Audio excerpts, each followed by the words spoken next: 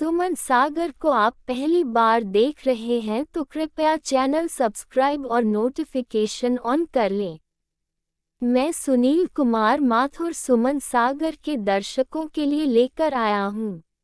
अच्छाइयों को जीवन में आत्मसात करें। आज का इंसान हर किसी में दोष ढूंढता है।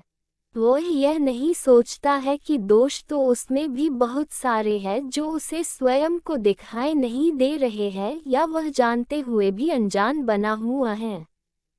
जब हम किसी की ओर एक अंगुली उठाते हैं तो 4 अंगुलियां हमारी ओर होती हैं।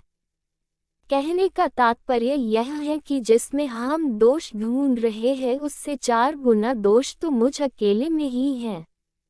अतः कभी भी किसी में अवगुण न देखे अपितु हमेशा अच्छाई ही ढूंढे व उन अच्छाइयों को अपने जीवन में आत्मसात करें। कोई भी व्यक्ति अपने आप में पूर्ण नहीं होता है। जीवन में हर वक्त नया सीखते रहना चाहिए। इस दुनिया का क्या, यह तो अच्छा करो तो भी आलोचना ही करती है और बुरा करो तो भी आलोचना ही करती है। लेकिन हमें उनकी आलोचनाओं की अनदेखी करते हुए अपने अच्छे कार्य करते रहना चाहिए। कभी भी काल्पनिक बातें न करें, जो कहे वह सत्य और सटीक कहें। एक कहानी याद आती है जो बचपन में किसी कथावाचक ने कथा के दौरान कही। कहानी इस प्रकार है कि कहीं कथा चल रही थी। उसी क्षेत्र में एक चोर दिन में ही चोरी करने आया। कथा स्थल पर भारी भीड़ देखकर वह भी कथा सुनने के लिए बैठ गया। उस वक्त संत महात्मा सच्चाई की महत्ता पर चर्चा कर रहे थे।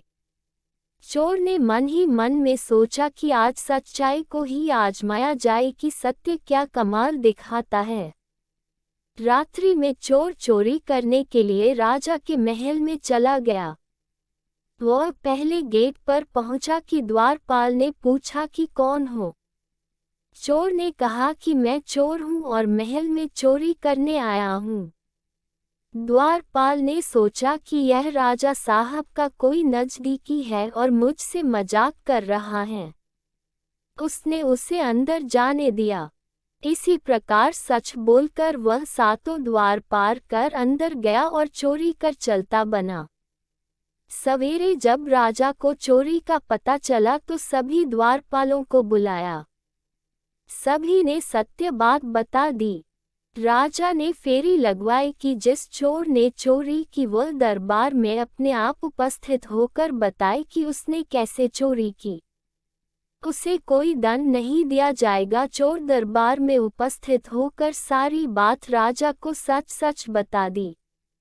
सच्चाई का कमाल जानकर सभी दंग रह गए और उस दिन से चोर ने चोरी करना बंद कर दिया और सत्य के मार्ग को जीवन में अंगीकार कर लिया। कहने का तात्पर्य यह है कि सत्य के मार्ग पर चलने वाले सदैव सफलता को ही प्राप्त करते हैं।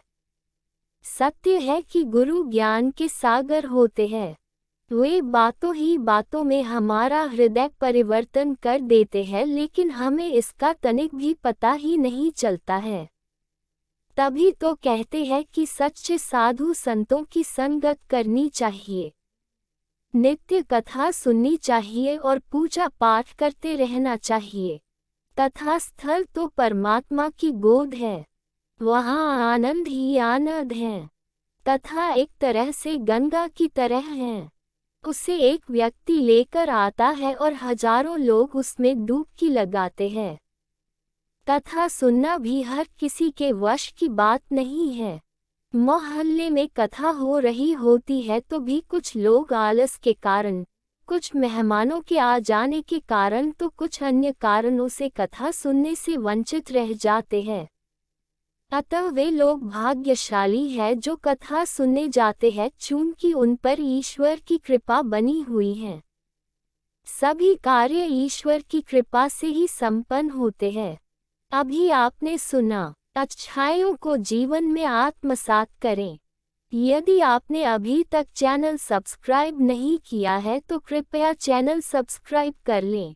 सुमन सागर को आप पहले